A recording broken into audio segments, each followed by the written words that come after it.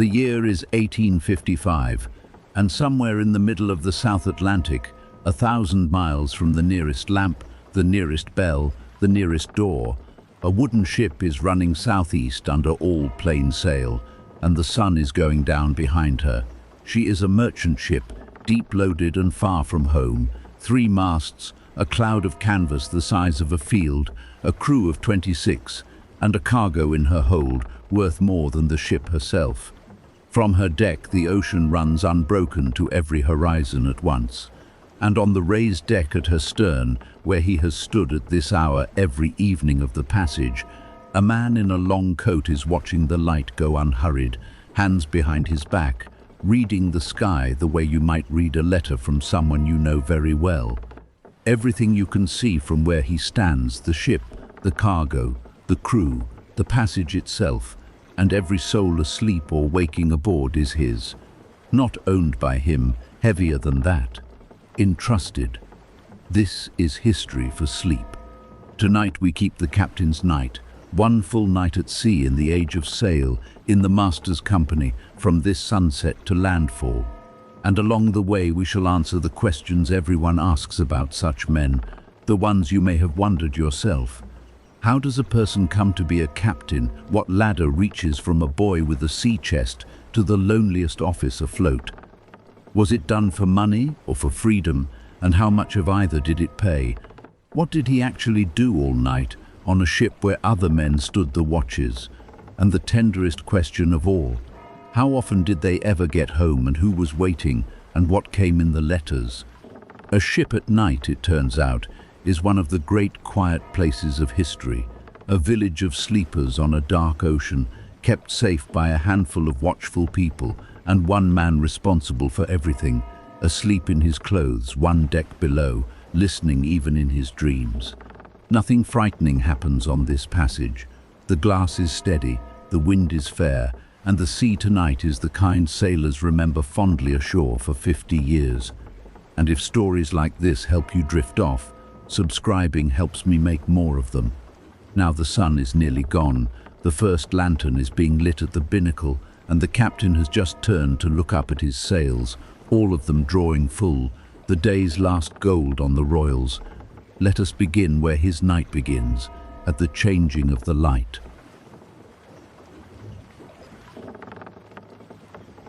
Learn her first, because everything tonight happens inside her wooden world. She is a bark of some 800 tons, oak and elm below, pine aloft, copper sheathed against the worm built 5 years ago on a river in the north of England, and paid for by men who have never once seen her under sail. A firm of owners, in a panelled office, a handful of merchants with shares, the kind of quiet money that has floated ships since ships began. She is not a racehorse, like the crack clippers of the China tea runs, and not a plodder either. A good, dry, weatherly ship, as sailors say, a ship that looks after her people bound now from Melbourne toward England with wool in her hold, some 4 months out and homeward at last. The word aboard her all evening, every evening. Homeward. Her body is 3 worlds stacked one upon another, below the waterline the hold, dark, tight-packed, smelling of lanolin and dunnage and bilge, the cargo screwed in so firmly it cannot shift a finger's width in a seaway. Above it, the 'tween decks and the accommodation, the crew's quarters right forward in the forecastle, the petty officers and trades amidships, and right aft, under the poop deck, the cabin, which means not one room, but the little polished country at the stern where the officers live, the mess with its swinging lamp, the mates' cabins, each the size of a wardrobe, the steward's pantry, and the captain's quarters across the stern itself, with windows that look back along the wake toward everything the ship has left behind. And above all of it, the third world, the one that matters, the deck and the rigging, the working surface of the ship, scrubbed white as bone every morning, and over it the enormous orderly forest of masts, yards, and close to 200 separate ropes, every one of which has a name, a place and a purpose, and every one of which every sailor aboard can find in the dark with his eyes shut, because on some night of rain and no moon, his life will depend on exactly that. 26 souls, all told. The captain, the master, to give him his lawful title. 2 mates, a carpenter, a sailmaker, a cook, a steward, a boy or 2 learning the trade, and the sailors themselves, able and ordinary. The men who actually run out on the yards, 100 feet over the sea, a floating parish, smaller than a village school. For the next 10 hours of darkness, the ocean will be theirs alone, no other light, most nights. From horizon to horizon, and the order of their little wooden state will hold as steadily as any town ashore, because it is built on something older than law, the watch. But before we come to the watches and the long procession of the night, there is a question waiting, the first of our questions and the best one. How does anyone come to be master of such a ship? Nobody is born on a quarterdeck. Even the man in the long coat by the rail was 11 once and afraid of the water.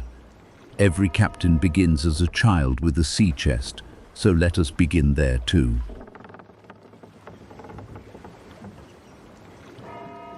Picture a boy of 13 on a stone quay in a grey northern port, standing beside a wooden chest with his name painted on the lid by his father, who is trying not to show what he is feeling and failing.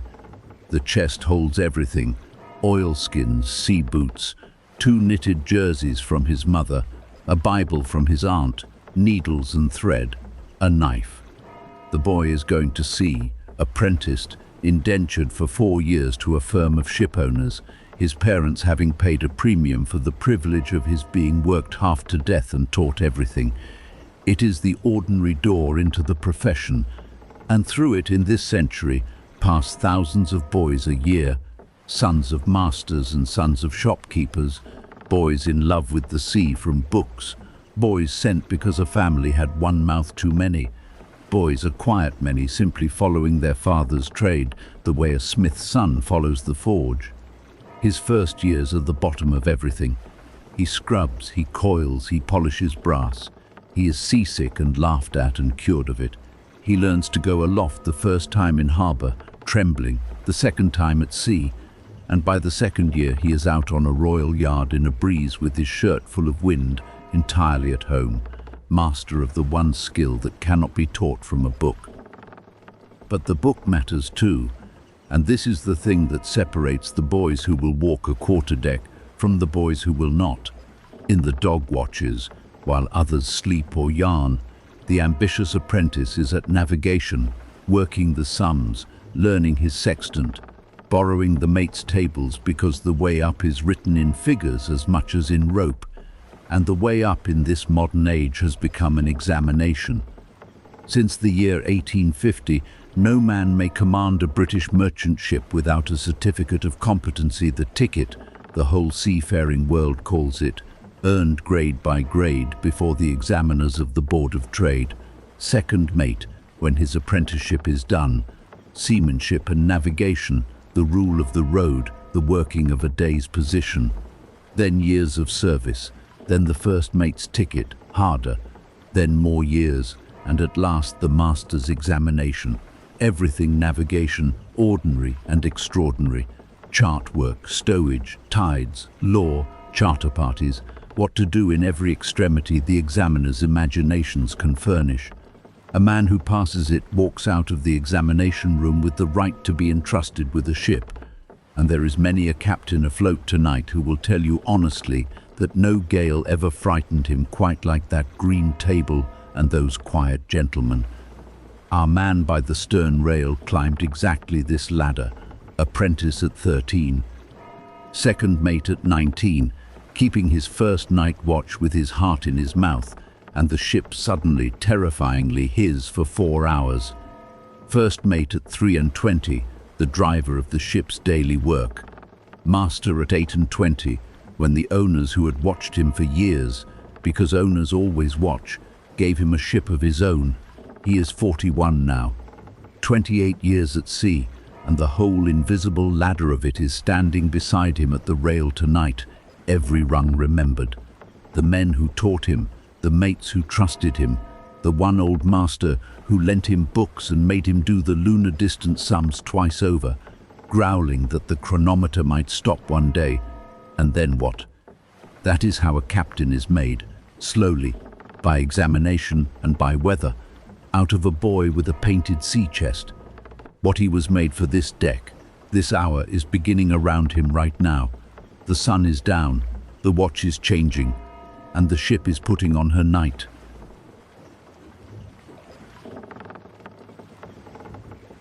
At sea, the day does not end, it is relieved.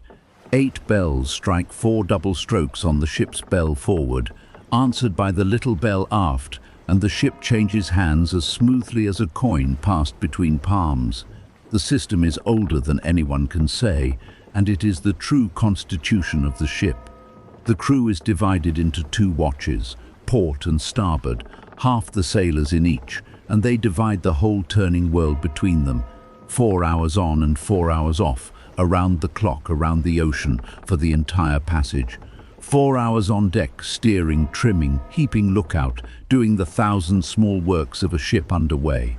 4 hours below, asleep, absolutely asleep, in the deep practiced way of sailors who can be unconscious 90 seconds after their head touches the blanket, because the sea has taught them that sleep is cargo, you stow it whenever there is room.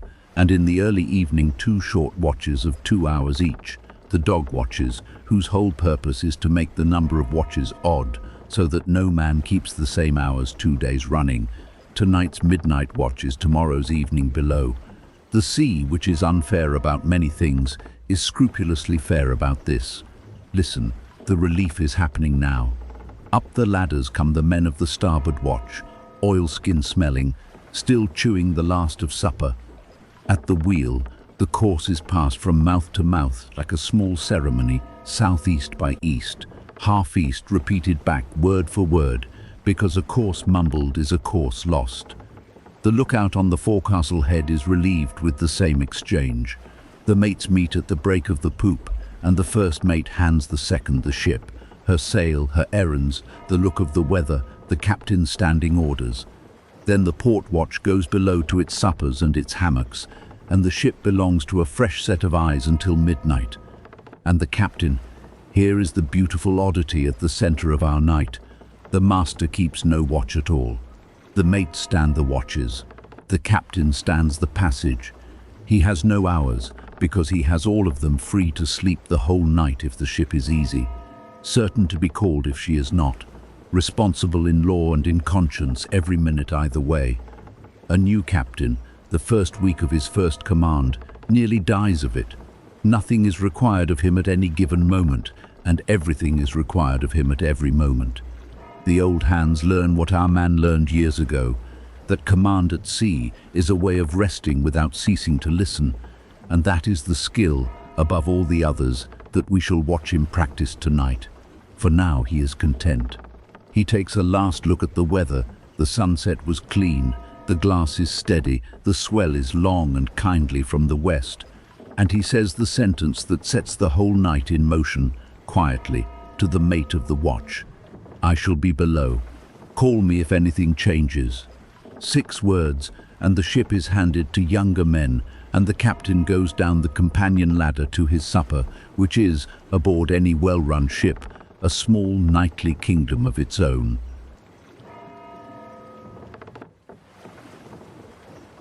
But before the cabin table, spare a look forward at what the ship has been doing this past hour or two, because the early evening at sea, the stretch of the 2 short dog watches, is the nearest thing the ocean has to a village green at sunset, and it is one of the loveliest institutions in the whole sailing world.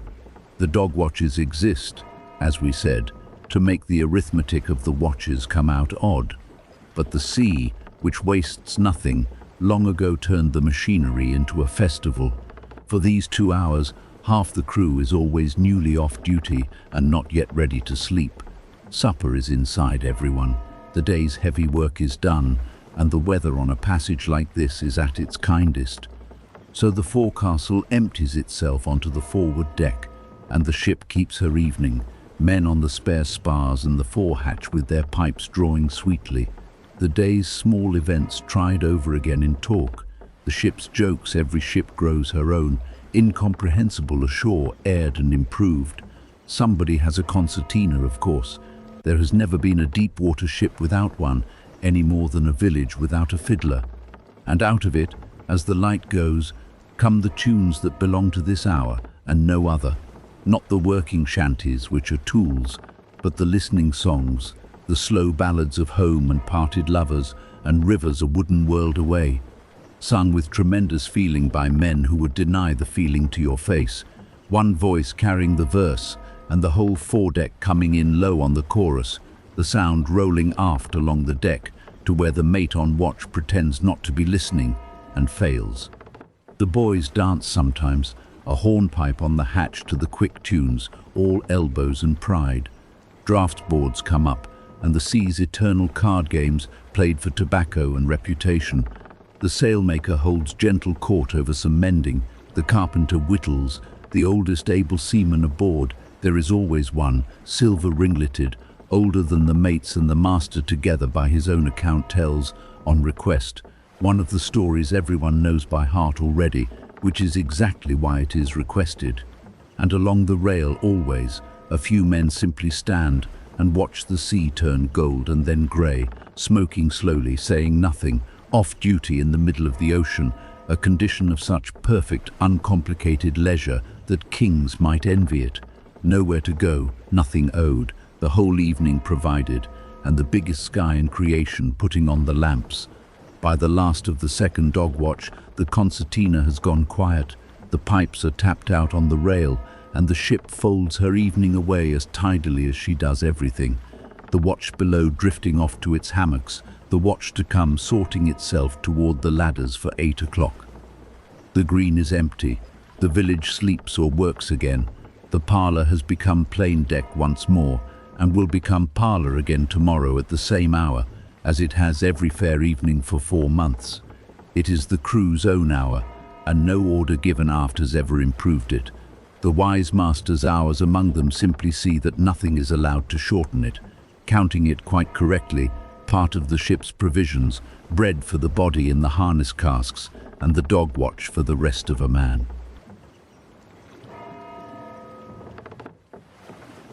The cabin mess at supper is the warmest room on the ocean.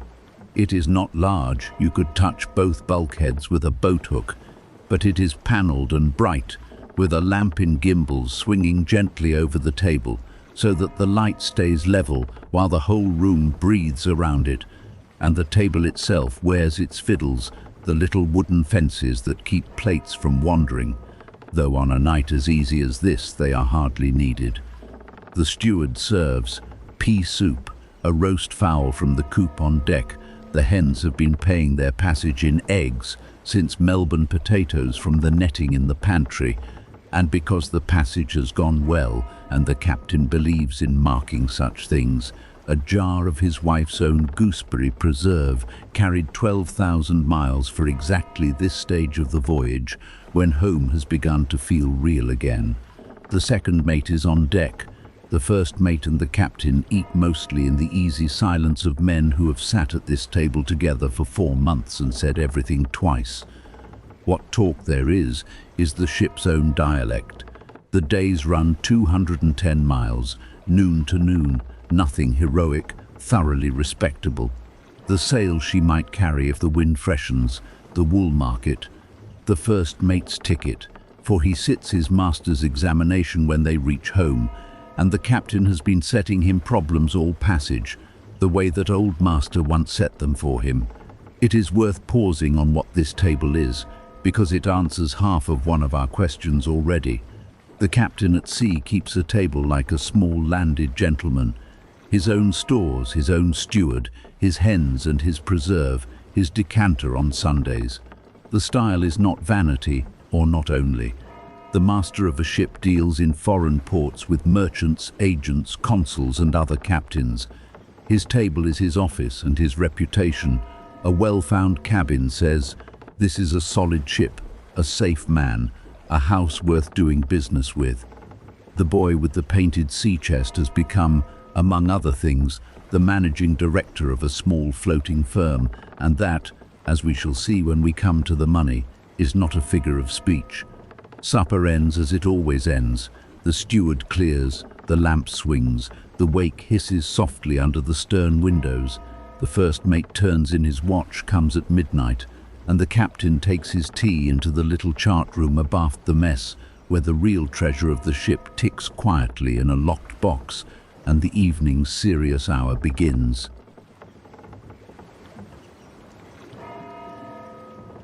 On the chart table, under the lamp, lies the passage itself, a pencil line across a printed ocean, drawn a little further every day at noon, from Melbourne's crowded anchorage, all the long way east and north to soundings.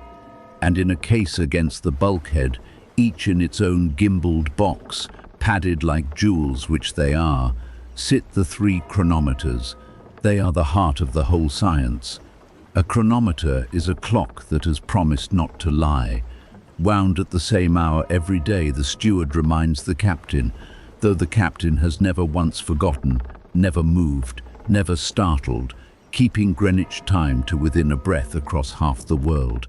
And with Greenwich in a box and the sun or a star in a sextant, the navigator performs the quiet miracle that would have made earlier centuries weep. He learns where he is. The sun gives him his latitude at noon. The chronometer, compared against the heavens, gives him his longitude, and the pencil line grows another day's inches across the chart. 3 chronometers, not 1, because instruments are mortal. 3 keep a majority, and the captain compares them daily in a little book, rating each one's small, honest drift, trusting none of them singly and all of them together, a very sailorly arrangement, if you think about it, and not only for clocks. Beside the chart lie the other instruments of his evening hour. The logbook, written up in his own hand, course, wind, weather, sail carried, the day's run, the plain prose diary of the passage, legal document and family scrapbook at once. The wind charts, the famous sheets compiled by a naval lieutenant in America who gathered 1,000 ship's logs and found the ocean's habits written in them, so that a homeward bark tonight rides winds that 10,000 dead captains discovered for her. And the sailing directions, and the tide tables, and the pencil, and the India rubber. For the whole vast romance of navigation comes down in the practice to a tidy man at a small table doing careful sums by lamplight, which is perhaps why sailors trust it. Tonight's work is brief. The sky did the difficult part at twilight, as we shall see when the stars come out properly. He brings the reckoning up to the hour, pricks the ship's place, and looks at the little penciled cross in the middle of the paper ocean. "Here we are," says the cross, "on the authority of 3 clocks and the evening star, and no one aboard but he and the mates will ever think about the fact, which is precisely as it should be. The passengers of the world sleep because somebody knows where the ship is." He shuts the log, covers the chronometers, turns the lamp low. 8 o'clock is striking. Time for the ritual with which every good master closes the visible day. The last rounds of the ship, upward and forward, lantern by lantern, before he trusts her to the dark.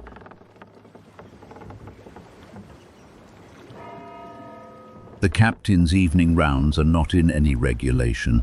No law requires them.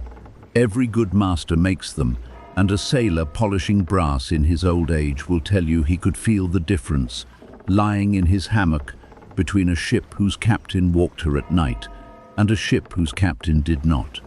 He goes forward along the weather side, unhurried, hands behind his back, and the ship presents her night to him piece by piece. The binnacle first, at the wheel, the compass card floating rock-steady in its bowl under the little oil lamp. The helmsman's face lit faintly from below the one gentle light on the whole dark deck. The ship's nightlight, tended as carefully as any nursery's. A word with the helmsman. "How does she steer?" "Easy, sir." A spoke either way. Then the lee of the deckhouse where the watch is gathered out of the wind, yarning in low voices. They straighten a little as he passes, and he gives them good night and means it. The galley fire is raked and safe, the cook long turned in, the hen coop is quiet, the boats sit in their chocks under taut covers, the anchors sea-stowed and lashed, since the first week's sleep on the forecastle like two iron hounds. At the forecastle head he stops beside the lookout, and they stand a minute together in the wind, saying nothing, looking at the same darkness. The side lights burn in their screens below, and behind them green to starboard, red to port, the ship's own two planets, visible miles off to any stranger in the night. And this exchange of colored lights between ships that never meet is the whole brotherhood of the sea in miniature. I am here, I am steering thus, pass wide and well. Above, the sails have gone from white to grey to silver. The masthead describes its slow, patient arcs among the stars, and the sounds have settled into the ship's night voice, the long creak of the hull working gently in the swell, water talking along the planking a foot from the sleeping crew's ears, the low hum of wind in 200 ropes, the small ting of the bell struck faithfully at each half hour, answered forward, all's well. This is what he came up to hear. Not to inspect the mate's watch needs no inspecting, but to listen to the ship the way a physician listens to a chest. Hull, rigging, sea, all in their right registers, nothing labouring, nothing loose. 28 years have built the whole vessel into his ear. Later tonight, asleep, he will go on hearing her, and if any sound changes, any sound at all, he will be awake before he knows why. Sailors' wives report the same gift in reverse ashore. The man who sleeps through church bells and thunder and wakes because a child 2 rooms away breathed differently. Aft again down the companionway, a last look at the sky from the ladder, stars from rail to rail now, the Southern Cross wheeling astern of them these past weeks as the ship works north, old friends rising ahead. The mate has the deck, the course is southeast by east, half east, the glass is steady, the visible day is over. And now, while the ship runs on without him, which is the whole art of the thing, the captain goes into his cabin and shuts the door, and we may go with him into the one private room on the ocean where the other half of his life is kept.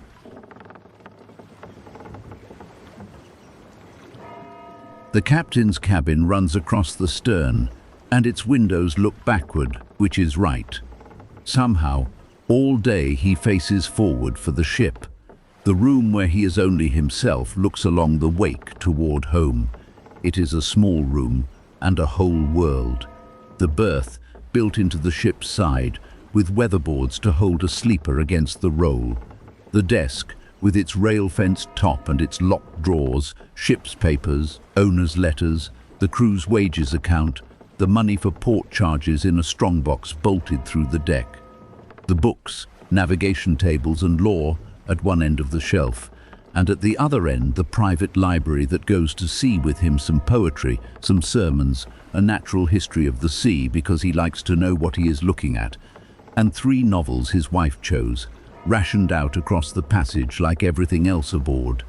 A barometer of his own, twin to the one in the mess, his sextant in its case, worn to the shape of his hands, and on the bulkhead where the lamp finds it, the portrait, a small painting of a woman with steady eyes, done the year they married, that has crossed every ocean on earth by now and hangs perfectly level however the ship may lean, because he mounted it long ago in gimbals like a compass. He would be embarrassed to explain that. He has never needed to. Here, in the hour before he sleeps, the day's last offices are done, the log written fair, the chronometer journal totted. A page of the letter for the letter home is not an event, but a serial, added to most evenings of a passage, a dozen sheets by now. The day's run, the hens, the first mate's progress toward his ticket, an albatross that followed them for 3 days off the Horn. Nothing, everything. The long conversation of a marriage carried on across a hemisphere at the pace of a pencil.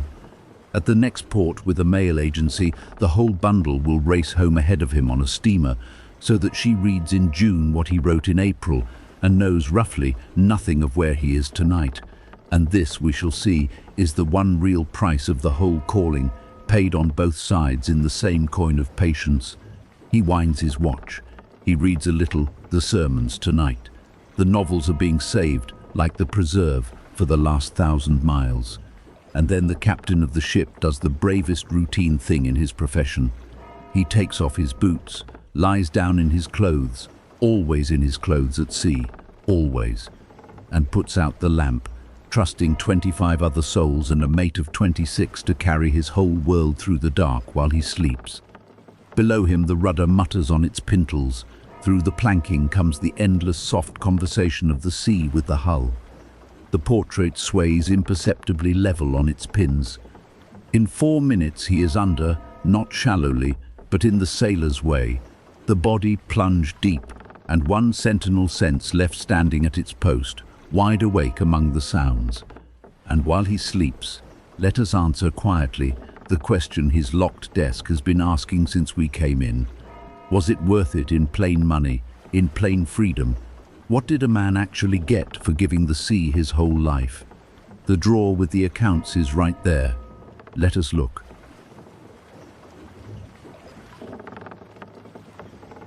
Begin with the wages because they surprise people in both directions. A master in the better merchant trades at mid-century might be paid somewhere between £10 and £20 a month. Call it 3 or 4 times an able seaman's wage, and roughly the income of a solid professional man ashore, a schoolmaster or a surgeon in a small way. Respectable, not riches. But the wage was only the floor, and everyone in shipping knew it. There was primage, the old customary percentage on the freight, a captain's commission on the cargo he carried safely. There were trading privileges in some trades, a corner of the hold for a private venture of his own. There was, for the fortunate and the frugal, the thing our captain has been quietly doing for 9 years now, buying shares in ships. Ships were owned in 64 parts, an old custom, 64ths, and a saving master bought a 64th here, 2 there, first in other men's vessels, then in the very ship he commanded, until the beautiful day arrived when the master at the stern rail was also, in some real part, the owner of the deck he stood on. Many a shipping firm in the northern ports began exactly so. A captain's savings, a captain's reputation, a captain's sons. The ladder from the painted sea chest, it turns out, does not stop at the quarterdeck. It goes on up through the 64ths to an office ashore with a ship's model in the window, and a man who once kept the middle watch now sends other men to sea and lies awake in a house that does not move, listening for weather that will never again be his to answer for. Whether that is a promotion, the old captains themselves could never quite agree. So, the money was real if a man lived to gather it and kept it off the reefs of drink and bad owners. But no honest master ever said the money was the reason, and our man by his unlit lamp would not say so either. The reason was the other thing, the freedom, and it deserves saying carefully because it is a strange, heavy sort of freedom, and it is the true answer to our question. Ashore, in the most governed century England ever knew, nearly every man had a master, a foreman, an employer, a landlord, a squire. The captain, the moment his ship dropped the pilot, had none. No office could reach him, no letter could find him. Between one port and the next, for weeks, for months, every decision on the face of his little world was his. The course, the sail, the safety, the justice, the tone of the whole wooden village. He answered to God, the underwriters, and the owners, the sailors said, and the first 2 were patient, and the third was far away. For a certain kind of man, the kind who would rather carry everything than be carried, there was no other life in that century that offered it. The price was the loneliness of it, which is real, and which we shall meet at midnight, and the exile, which his wife's letters measure better than any wage book. But ask him, ask any of them, ashore at 70, digging their gardens within sight of the sea, whether they would sign the articles again, and you will get the same answer, usually in the same words. I would go tomorrow. The account book sleeps in its drawer. The captain sleeps above it. The ship, which is 4 of his 64ths and all of his heart, runs steadily southeast by east, half east. On deck the bell strikes twice, then answers itself forward. 10 o'clock. The night is settling toward its deep middle, and it is time we met the men who are carrying it.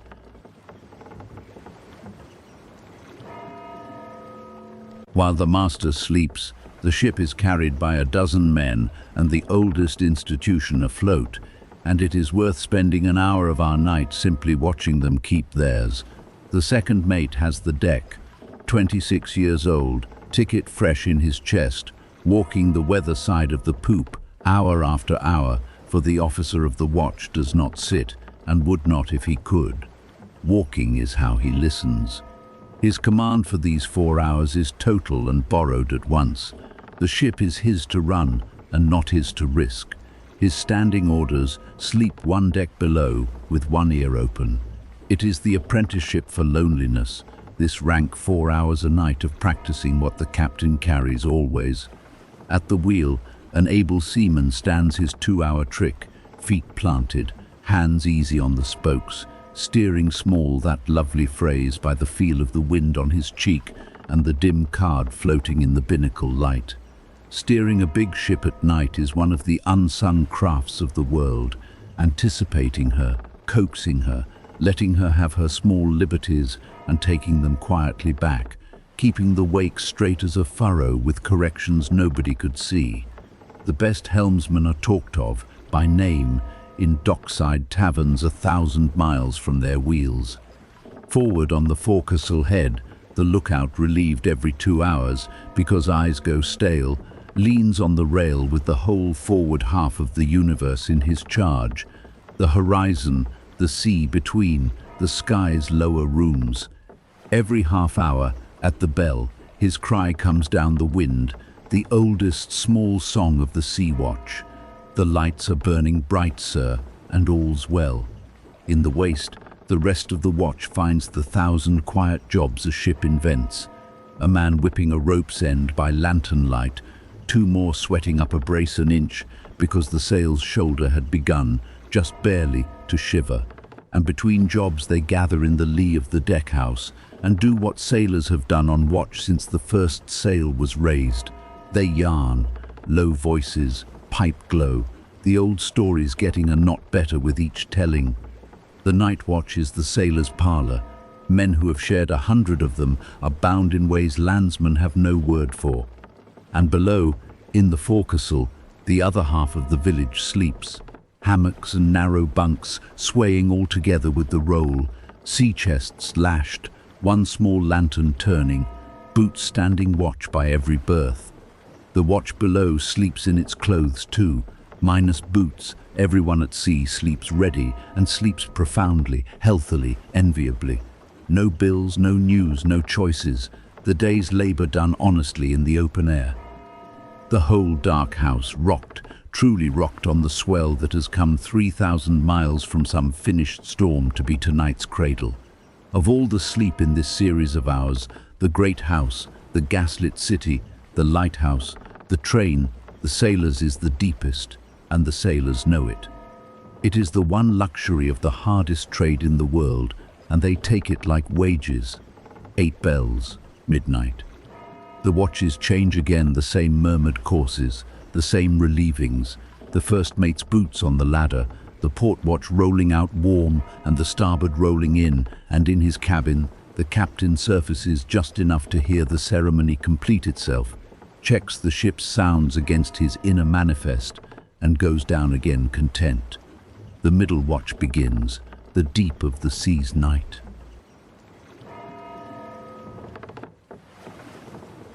Forward of the foremast stands a small iron-roofed deck house that is, by every sailor's reckoning, the most important building on the ocean. The galley, the ship's one kitchen, the cook's whole kingdom, 10 feet by 8 of stove, coppers and racked pans, from which 3 times a day comes everything that makes the rest bearable. The cook himself turned in hours ago. His day starts before the morning watch, but his kingdom keeps a nightlife all the same. The fire is banked, sailor fashion, a red seed under ash, exactly as in every kitchen range ashore we have ever visited together on these nights of ours. And on the warm plate above it sits the black pot of coffee that is the one nightly mercy allowed the watch on deck. At each bell that changes the wheel and the lookout, the relieved men stop by the galley door, and there in the dark is the small ceremony, the tin pot, the tin mugs, the burnt strong sweetness drunk standing with cold hands wrapped round the metal, the exact scene, you will notice, that we found at a coffee stall on a gaslit street corner on another of our nights, transplanted whole onto the moving ocean. Watchkeepers are one nation everywhere, and coffee is their flag. As for what the village eats, the sea's plain arithmetic of provisions is worth a drowsy minute. In the harness casks by the galley lies the salt meat, beef and pork in brine, shipped by the thousandweight. In the bread lockers, the ship's biscuit bread that keeps forever because everything soft has been baked out of it, tapped ritually on the table edge before eating, for reasons the forecastle finds funnier than we need to tonight. Pea soup on Thursdays, duff, the boiled flour pudding, with raisins if the steward is feeling public-spirited on Sundays, and the theft of a shipmate's duff, as we heard at the capstan trial, ranking just below mutiny in the ship's private law. It is monotonous fare, and the sailors curse it with great artistry and eat every crumb. And on a well-found ship like this one, it is sound and sufficient.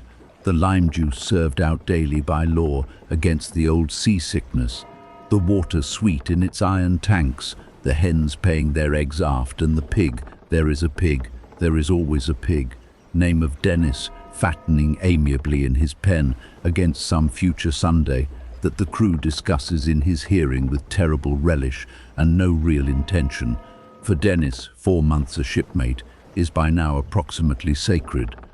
The bell strikes, the mugs are rinsed and racked, the galley fire ticks to itself under its ash like the heart of the deckhouse.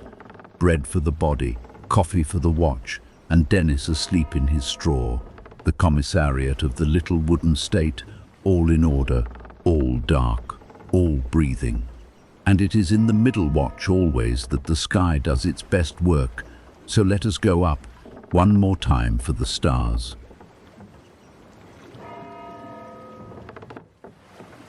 There is no sky anywhere on Earth like the sky over a dark ship in mid-ocean, and no century saw it better than this one after the perfection of the sextant, before the coming of electric glare, when the men who crossed beneath it needed it, name by name, to find their way. Stand by the mainmast and look up. The Milky Way goes over the mastheads like weather. The sails swing gently among the constellations, hiding and revealing them, so that the stars seem to move in slow procession behind a curtain. The rigging draws its fine black lines across the field, the way a window's leading crosses stained glass. And unlike every sky ashore, this one touches the sea all the way round. Stars rise wet out of the eastern horizon and set into the western one, and on the clearest nights, the brightest of them lay faint roads of light on the water, as the moon does, so that the ship seems to sail across the floor of the sky itself. To the men of the watch, these are not scenery, they are the furniture of the trade. The helmsman steers by a star when it sits conveniently near the course, easier on the neck than the compass card, and the old order stands. When she dips, find another.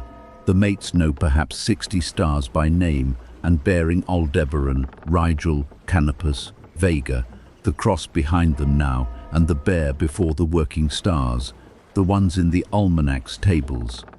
At morning and evening twilight, when horizon and stars are visible together, the sextants come up, the mate braced at the rail, the instrument's arc gathering starlight, the star brought gently down to kiss the sea line mark, and the exact second caught from the chronometer, and half an hour's figures later, the pencil cross on the chart has been fixed by fires so far away, their distance is itself a kind of prayer. This is the science the captain drilled for over a tallow candle at 15. Lunars and logarithms, the moon among her stars as a clock for men whose chronometer might die. The chronometers have not died. The old skill sleeps in him like Latin, but he still shoots his twilight stars each clear evening, and still feels each time what he felt at 15, that it is a very great thing that the universe consents to be so orderly. The middle watch wears on. The second mate, no, the first mate now, we are past midnight, walks his weather planks. The wake unrolls astern, faintly luminous, and in the water along the bow, on this warm sea passage, burns the softest light in nature, the phosphorescence, the sea's own lamplight, every wave crest breaking in pale green fire, dolphins when they come stitching bright seams through the dark water like needles pulling threads of light. Sailors never entirely stop watching it. Nobody does.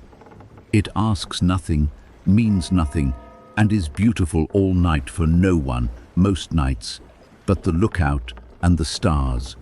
2 bells, 1 o'clock, and in his cabin, without any sound having changed at all, the captain opens his eyes.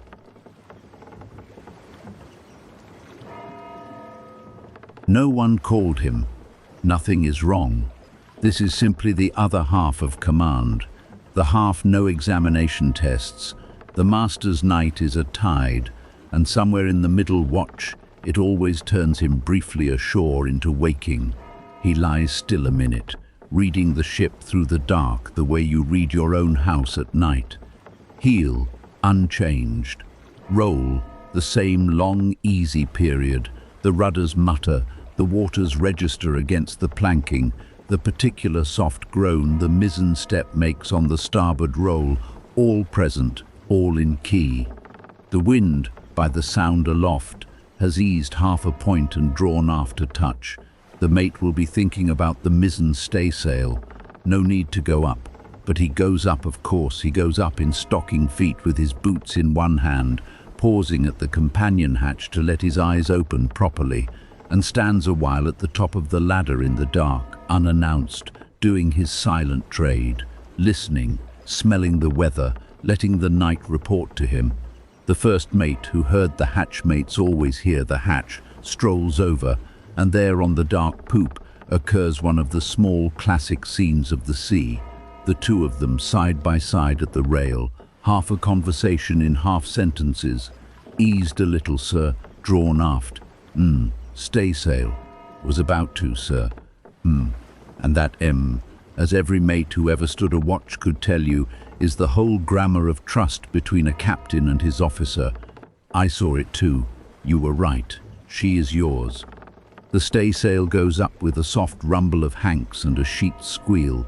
The ship leans a breath more and adds her quarter knot, and the captain stays another quarter hour for no reason at all, except the one he would never say aloud, that this, exactly this, the dark ship running well under her stars with a good officer beside him and everyone else on earth asleep, is what the boy with the sea chest wanted, though the boy could not have named it, and the man has it, and it was worth everything. Then below again, boots in hand, past the pantry where the steward, who wakes for the captain's step as the captain wakes for the wind, has left the biscuit barrel unlatched in a marked manner, and back into the berth, and down again into the deep water of sleep, while the ship carries her small warm cargo of lives on toward morning.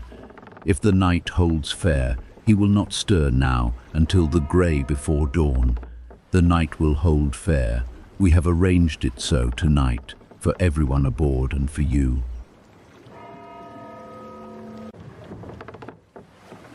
While he sleeps, consider what he is to the 25 souls around him, because Captain hardly covers it.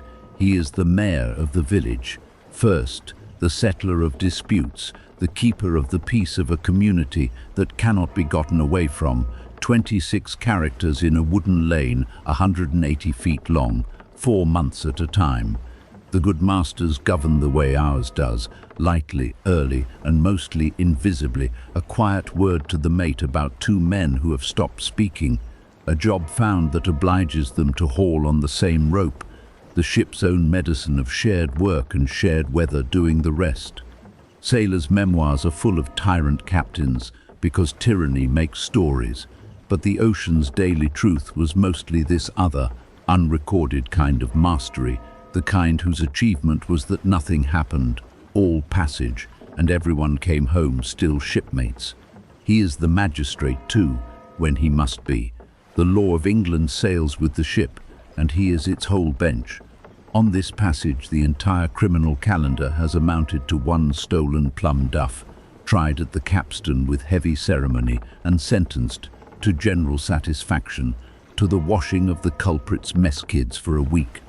He is the parson on Sundays, after a fashion, a chapter and a prayer at the capstan for all hands, the sea being Broadchurch to a fault. He is the school, examining the boys monthly in their knots and their letters both, because a master owes his apprentices what his masters paid him. And he is the doctor, the medicine chest in his cabin, its bottles numbered, its little book of instructions keyed to the numbers.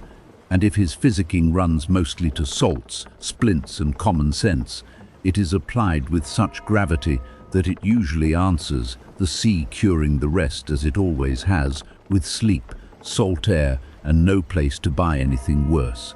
For all of it, the whole cure of souls, there is no extra shilling in the articles. It is simply what the word master means, in the oldest trade meaning of the word, the one who answers.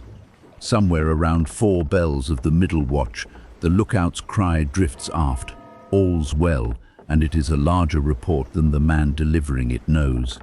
The village is well, fed, judged, doctored, schooled, its disputes composed, its plum duffs avenged, its whole small civilization asleep in good order inside 3 inches of oak, and its one responsible citizen sleeps at the center of it like a keel, unseen and holding everything upright.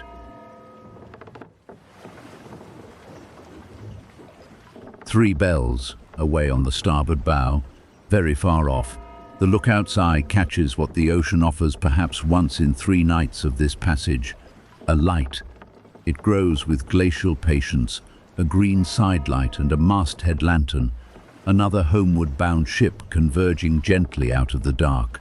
The mate has her in the glass. Courses are read from the colours alone, in the old silent grammar. Green to green, all serene, they will pass safely starboard to starboard, a mile apart, no soul on either deck needing to lift a rope. And as she draws a beam, a point of light rises and dips at her rail, a lantern swung slowly. The mate answers with theirs, nothing else. 2 lamplit strokes across a mile of black water, the whole conversation, and somehow never a small one. 2 little towns of sleepers, each carrying its letters and its wool and its worn smooth hopes of home, acknowledging each other across the emptiest floor on earth, then standing on into their separate darks by day, with sea room and leisure, ships that cross may speak properly round under each other's sterns, names and ports and days out bawled cheerfully through trumpets, or the gay geometry of signal flags, spelling news up a halyard. Who is sound? Who wants their position confirmed? Who will report whom to owners waiting at Lloyd's? A homeward ship is the outward ship's post office. Spoken tonight, she becomes a rumour of safety that reaches an office in London weeks hence. Bark such and such.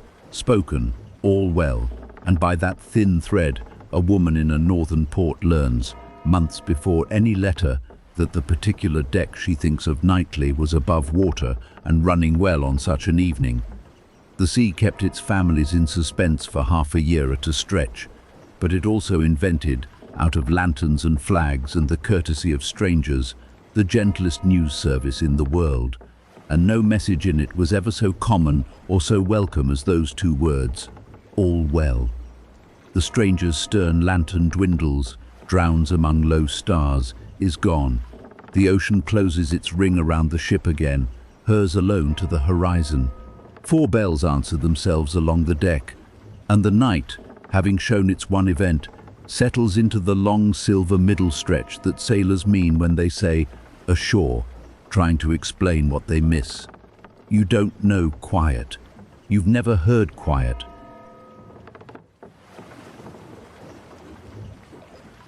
Amidships, in a small cabin called the half-deck, neither forecastle nor cabin, betwixt and between, like its occupants, the ship's 2 apprentices are sleeping the very deepest sleep aboard, as the youngest sleepers in any house always do.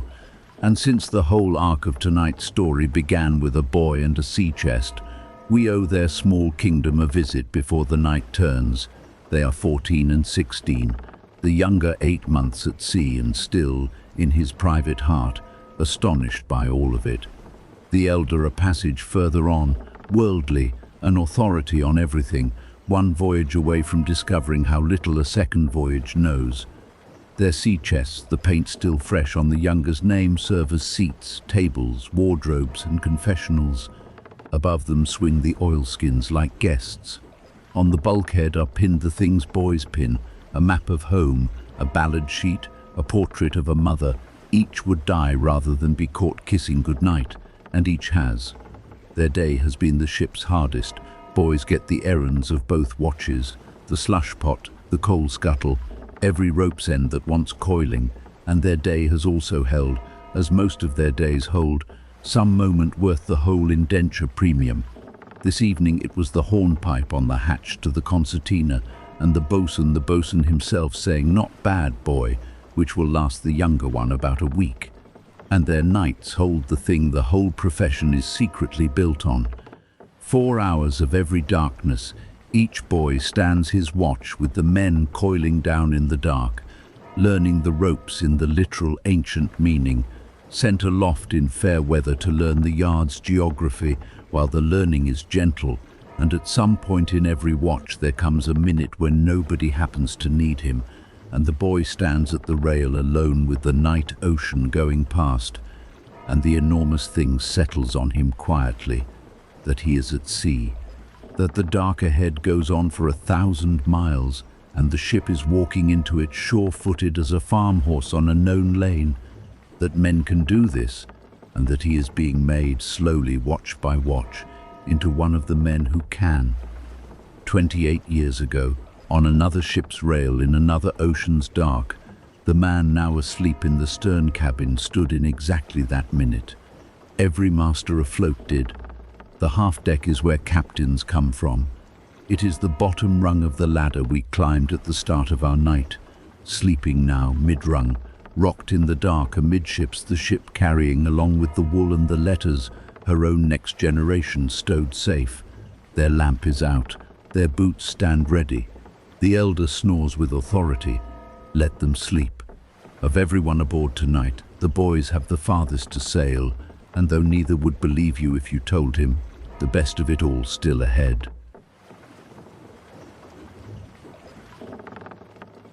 Every ship has her voice, and a crew 4 months aboard knows it the way you know the house you grew up in. Come below out of the wind, stand in the 'tween decks among the sleepers, and learn her vocabulary. The hull first, the deep register. A wooden ship is not rigid and is not meant to be. She works, flexing along her whole length as each swell takes her, and the working speaks long, slow, grateful creaks down in the futtocks, like an old staircase under a familiar foot, each roll drawing the same phrase from the same joints, until the sound becomes the shape of the swell made audible. Sailors sleep inside it as inside a heartbeat. The night the creaking changes is the night they wake. Against the outside of the planking, inches from every pillow, the sea itself, not one sound, but a weather of sounds, the hiss and seethe along the bends, the occasional soft thump of a crest taken on the shoulder, the long gurgle under the counter where the wake is born. Aloft, the middle register, wind in the rigging, which is never a howl on a night like this, but a low, steady organ chord, 200 ropes each humming its own note by thickness and tension, the ship's standing chord, rising a tone when the wind freshens, and the whole crew hears the key change in their sleep. The blocks add their small woodwind clicks. A reef point patters briefly on a sail like rain that thought better of it. The patient rudder, all night, mutters its wooden consonants through the stern post, and through it all, the punctuation, the bell. Every half hour, struck forward and answered aft, one stroke added each time, until 8 rings out the watch, the ship's whole night divided into small silver certainties, each one followed, from the forecastle head, by the long-drawn human note of the cry, "All's well." A landsman aboard for his first passage lies awake the first night, cataloguing all of it in mild alarm. The creaks, the seethe, the hum, the mutter, certain the ship is coming quietly to pieces around him. By the third night he cannot sleep ashore. By the 30th he has joined the oldest congregation there is, the fellowship of everyone, in every century, who ever lay down in a moving vessel and was rocked and sung to sleep by the very thing that carried them, which is, if you think of it, where every one of us first learned to sleep at all, in a small warm vessel, moved gently, listening to a heartbeat that was not our own. The ship talks, the sleepers answer with breathing, the bell files its silver half hours, 5 bells now, 2:30. The deepest reach of the night, and outside on the face of the waters, the sea has saved its subtlest shows for exactly this empty hour.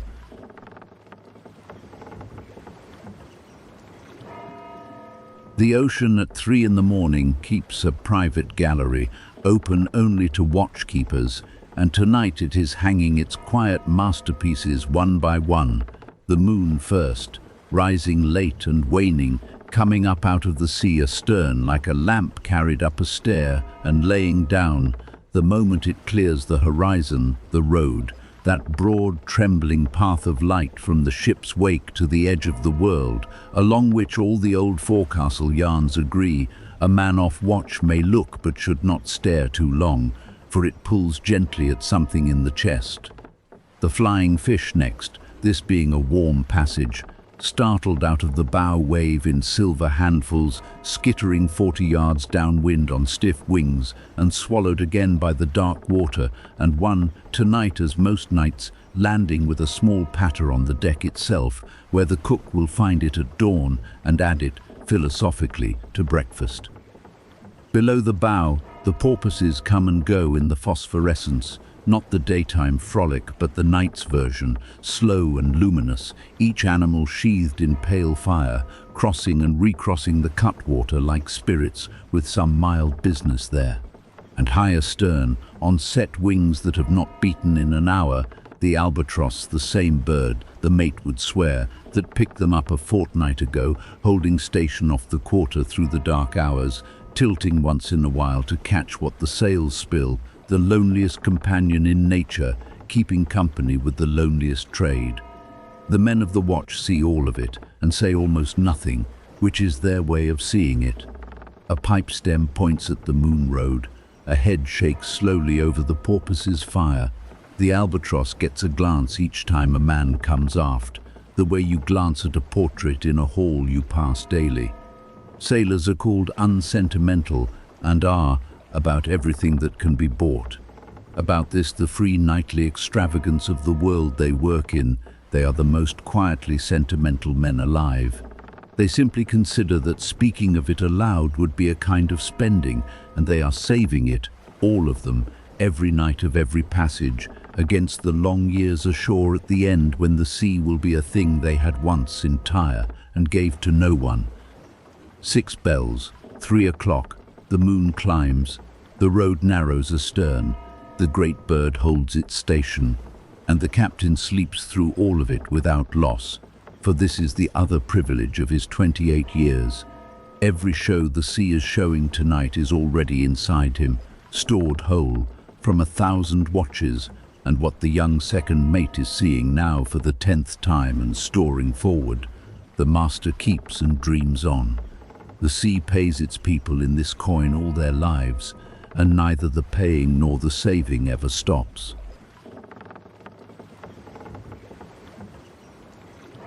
And all this while, through the supper and the rounds, the watches and the stars, the passing ship and the porpoise's fire, one thing has never once paused, and deserves in the small hours its own chapter of thanks: the wind.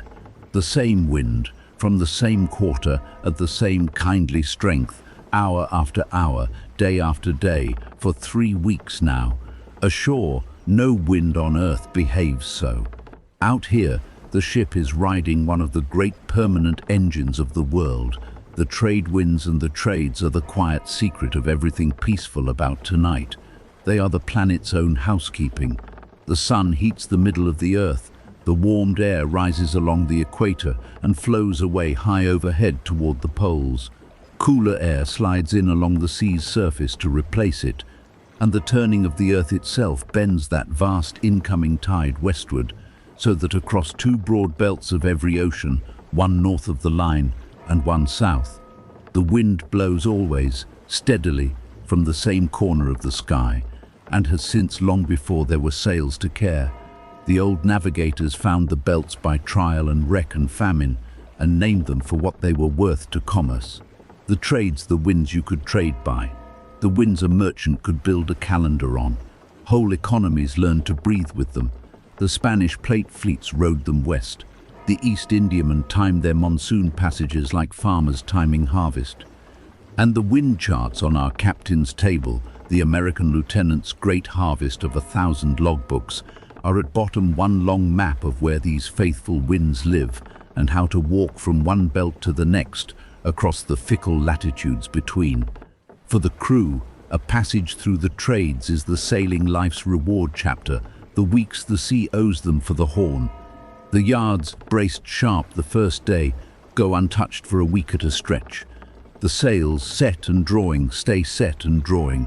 Watch succeeds watch with nothing to haul, and the ship becomes what she is tonight, a going concern that simply goes. 7 and 8 knots the clock round, days run after days run in the 200s, the pencil line on the chart marching in long, confident, equal steps. The sea keeps its bargain in weather too. Trade wind skies are the fairest on earth. All high, small white clouds in fleets by day, the sailors call them the trade clouds, and read their steadiness as a promise, and by night this enormous clarity, the whole ceiling of stars swept clean, the wind warm enough that the watch stands easy in shirt sleeves at 3 in the morning, a thing that would astound the North Atlantic. There is an old truth in the trade belts that the captain thought about often as a young officer and has long since stopped needing to think, because it has become part of how he rests.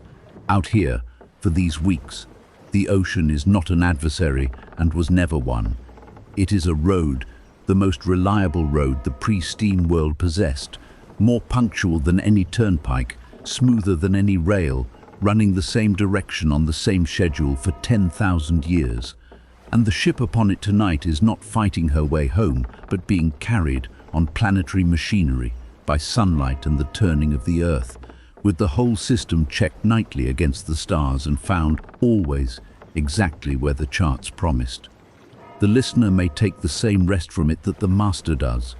What is carrying you tonight is very large, very old, and very steady. It asks nothing of you, and it does not stop while you sleep. 7 bells of the middle watch.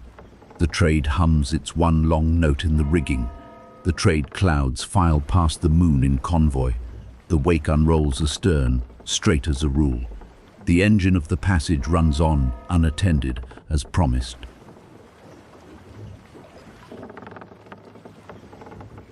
Twice tonight, at the turn of each watch, a small ritual has repeated at the cabin bulkhead that deserves its own quiet chapter, because more lives have been saved by it than by any heroics ever recorded. The mate of the relieved watch, lamp in hand, pausing before the barometer, the soft tap of one finger knuckle on the glass, the long second study, the entry in the log. The barometer is the ship's one window into tomorrow.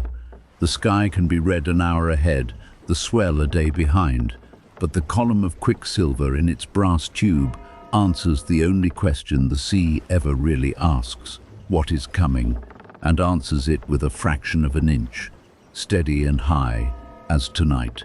Fair going, carry on, sleep well. Falling slow, weather somewhere, watch her.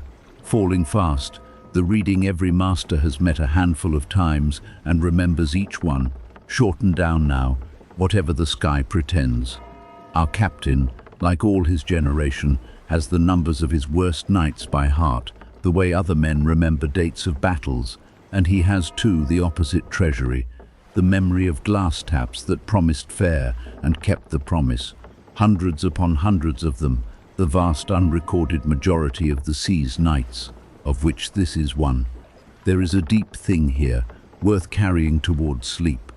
The romance of the sea, as the shore tells it, is all storm and survival. But the actual profession, the thing the ticket examines, the thing the owners pay for, the thing the wife in the portrait trusts her life's happiness to, is the art of the uneventful passage. Weather read early, sail shortened in good time, sea room kept in hand, risks declined by the 100, quietly, before they were ever visible enough to make a story. The great captains of the age left no anecdotes. They left account books in which the same ship, year upon year, arrived. A shore that is called dullness. At sea it is called mastery, and it is the exact skill this whole night has been displaying without once raising its voice. Nothing is happening, hour after hour, because a very great deal of experience is continuously arranging for nothing to happen. The glass stands steady at 30 inches and a little over. The mate initials the log. Tomorrow, says the quicksilver, will be like today. On a homeward passage in the trades, no sentence in English reads better. 7 bells. The east, if you watch closely from the poop, is no longer quite as black as the west. And in his cabin, by the clock inside him that has not missed in 20 years, the captain wakes for the second time properly now, boots and all, because the last and best of his night's offices is coming, the morning stars.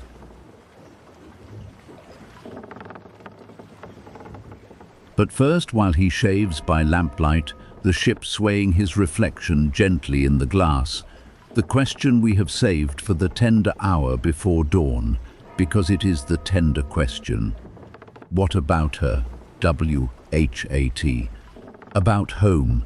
How often did such men ever get there? And how did the long absence actually feel on both ends of it?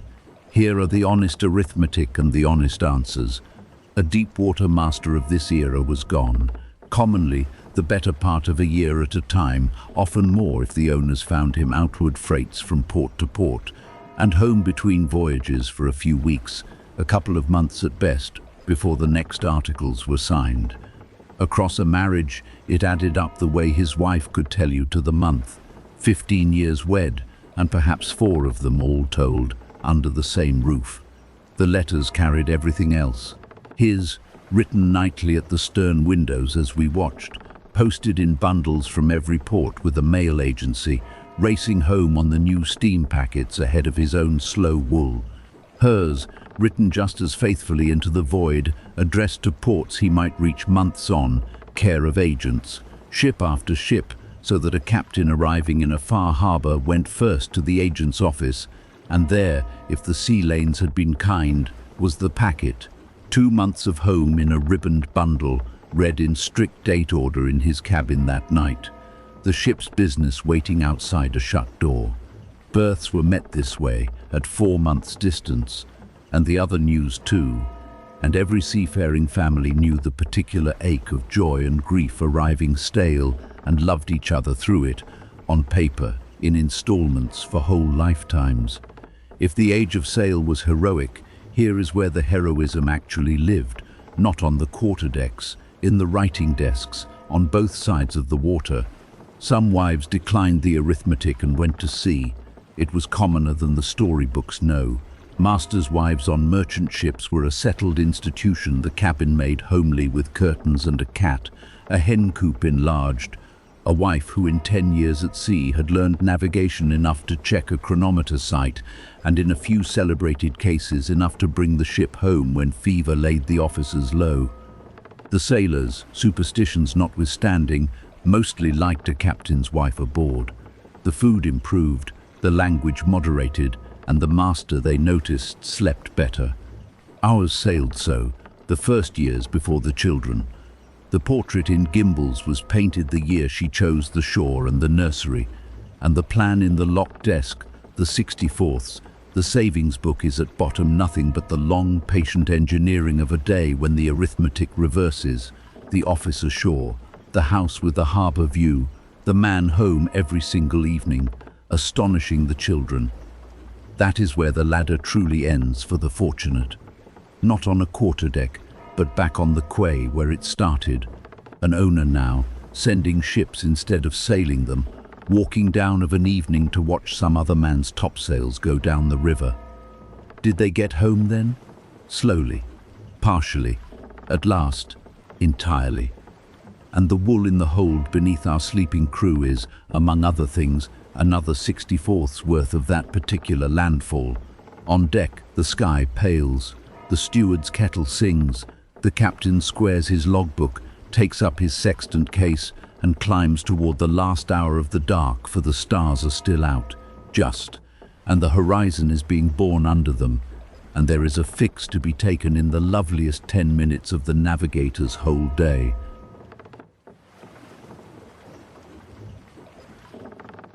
The morning watch has the ship now 4 to 8, the watch that gets the dawn as its wages, and the deck at 4 o'clock is the freshest place on earth, the night's last coolness, the smell of wet rope and clean salt, the east turning from black to iron to the first impossible green-grey that no painter has ever quite been forgiven for attempting.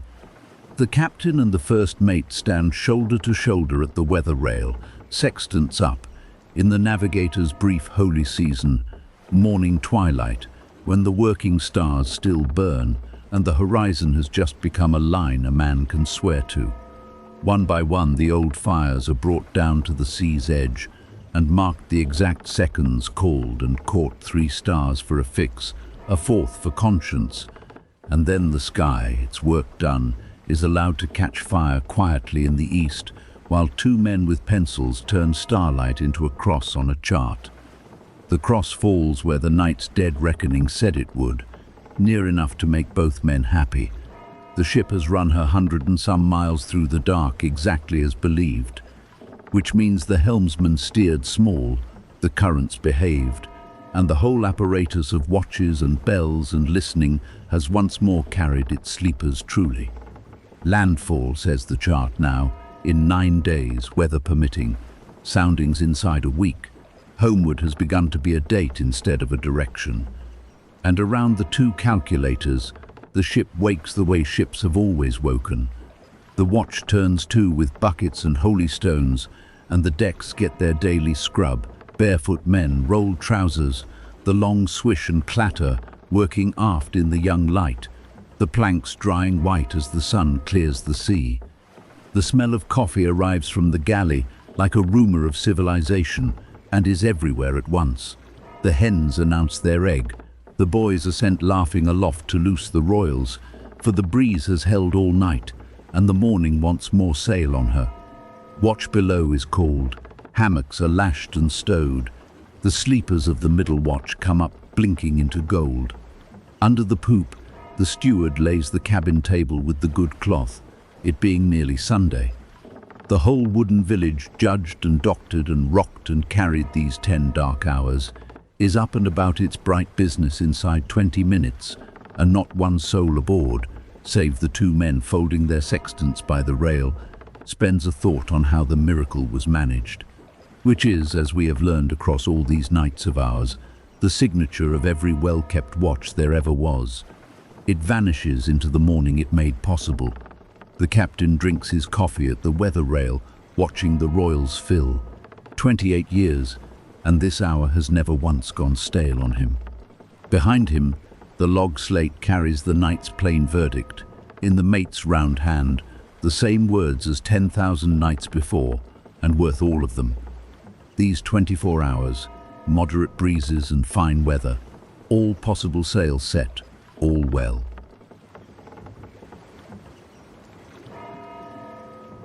Let the passage fold itself up now, the way the ending of a long good night folds. 9 days in a minute, the trades easing them north, the sea road climbing the chart, and then the morning comes that every letter in the locked desk has been sailing toward. It begins with the smell. Landsmen never believe it. Sailors stake tobacco on it. Land announces itself to the nose a day before the eye. Earth, green, smoke, something that is simply not sea, and the oldest hands go about the deck all that day, sniffing like hounds and smiling at nothing. Then the birds change. The great ocean wanderers fall astern, and small hasty shorebirds appear, birds with somewhere to be by evening. The water shallows and turns from the deep ocean's blue-black to green. The lead is armed and hove, and comes up at last after 4 months of no bottom with honest sand in the tallow, passed round the watch like a relic. Soundings. And on the 9th morning, at first light, from the foretopsail yard, the cry that has not changed in 3,000 years, high and clear and carried aft on the wind, land hove. It is the grey headland first, with its white lighthouse, the very light whose keeper's long night we kept together, you and I, on another evening of this series. Then the coasting sails thickening around them like traffic joining a road, then the pilot cutter beating out. And the pilot himself over the rail in his shore boots, smelling of ale and newspapers, bringing the ship the first strange voice she has heard in 130 days, and the harbour news with it. The captain, who has not been to bed properly since soundings, stands his ship in through waters he could draw blindfold, past the pier heads where he does not say it, but he has already found her with the glass. A particular figure stands among the watchers, having read the shipping intelligence in the morning paper as she has read it every morning this month. Bark reported in the chops of the channel, expected on the tide. The sails come in headland by headland. The harbour closes round. The anchor at long last goes down with a roar of chain that sends the gulls up in a white shout, and the passage is over. Cargo sound. Crew paid off, grinning. Owners' letters answered. One more pencil line finished across the printed ocean. 2 more 64ths within reach. The ship swings to her anchor, creaking softly. Done. And the captain goes down the side at last to the waiting boat, in his shore coat, 130 knights of the listening trade behind him, and is rowed in across the smooth harbour water toward the pier, where 15 years of letters are standing in a good bonnet, waving. And we shall leave him there, in the exact moment every man of his profession called the true wages of the sea, the last 20 yards of water, and someone on the stones beyond it. That is the captain's story, all of it, the sea chest, the ticket, the watches, the stars, the 64ths, the letters, and the landfall. It is time to bring our own ship in now, slowly, the long way, back through the night we kept, because the listener's landfall is sleep, and yours is close ahead.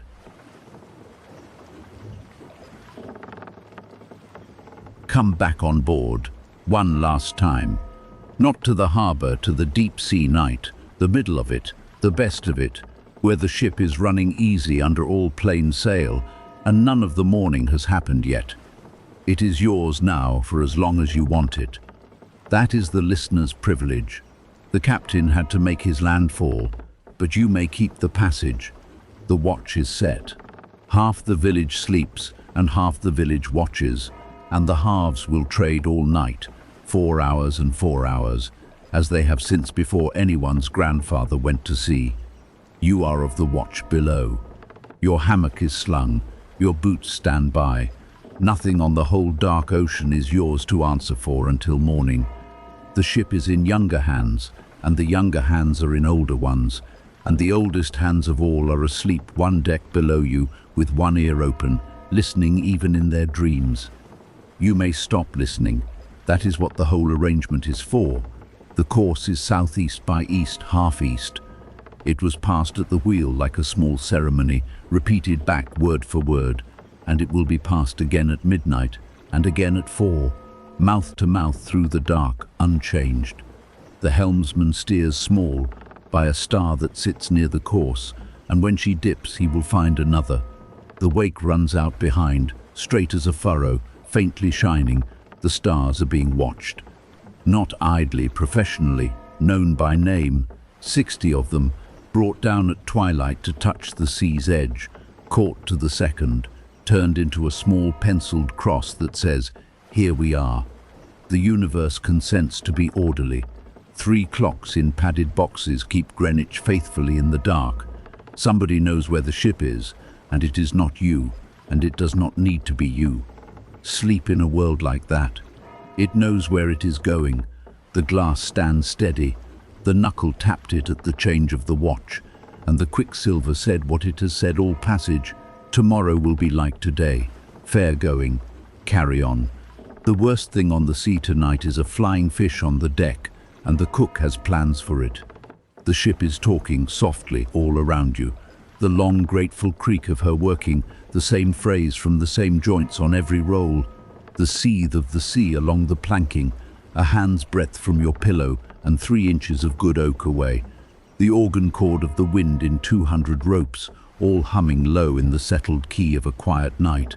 The bell every half hour, and the long call after it from the forecastle head, drifting aft down the wind. The lights are burning bright, and all's well. You need not count the bells. They are not counting for you. They are counting for the men whose watch it is. You may let every one of them go by like lamps passing a train window. And the captain sleeps below in his clothes, with the portrait swaying level on its pins, and the letter growing page by page in the desk, and the whole passage, the cargo, the crew, the course, you held safe inside his listening, the way a house holds its sleepers. He has done this 10,000 nights. Nothing about tonight is new, or hard, or in any doubt. The albatross holds its station astern on wings that do not beat. The porpoises stitch their seams of light and are gone. The moon lays its road, nobody takes it. The road rolls up astern with the wake.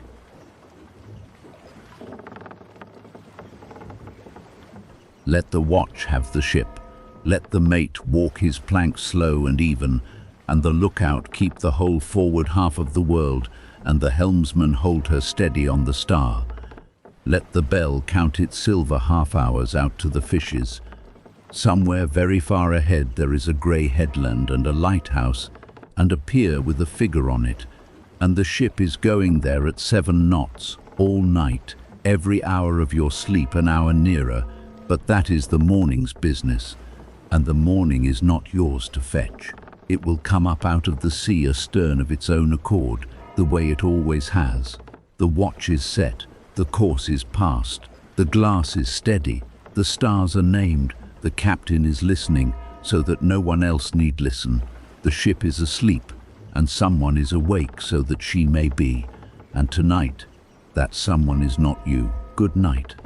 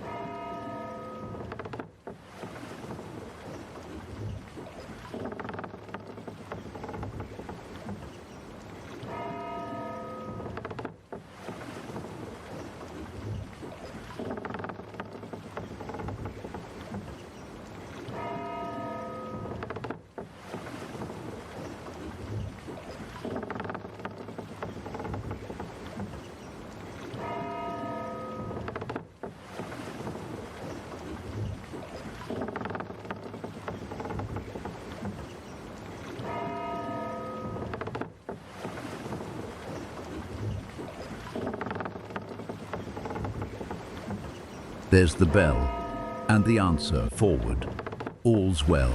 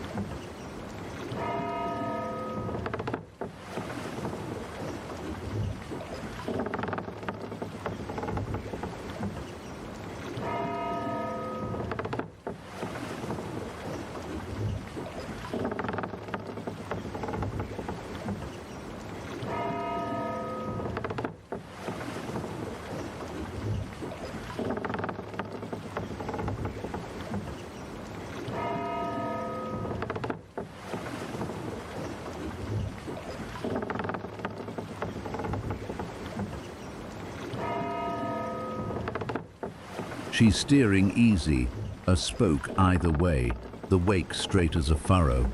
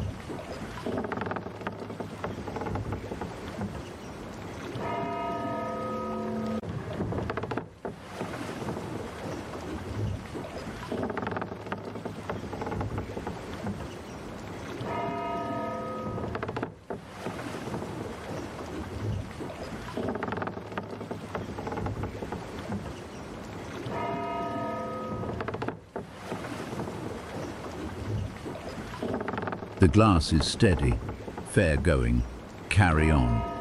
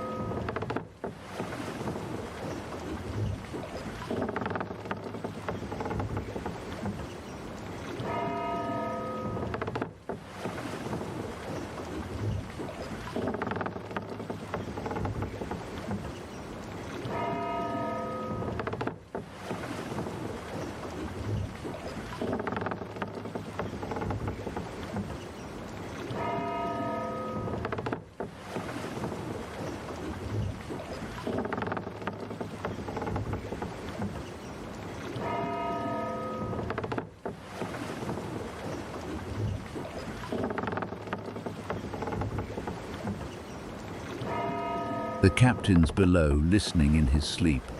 Nothing wakes him tonight. Nothing wakes you.